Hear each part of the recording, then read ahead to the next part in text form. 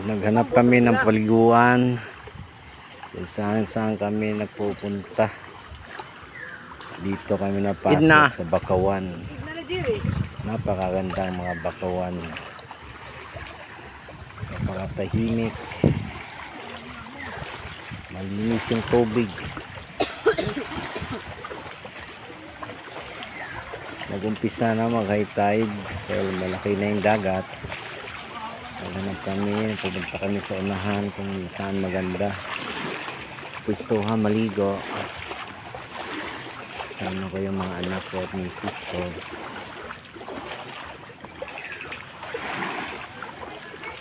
Dire yung paglabas namin nakita namin maganda yung okay mandi ay kaso mo may baon maligo kahit mo magsaging ay pawala sa init. Grabing kainit eh.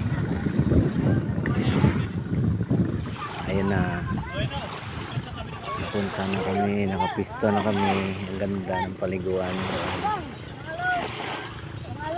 malinis, saka buhangin, maitim yung buhangin, maganda, walang tinik sa paa.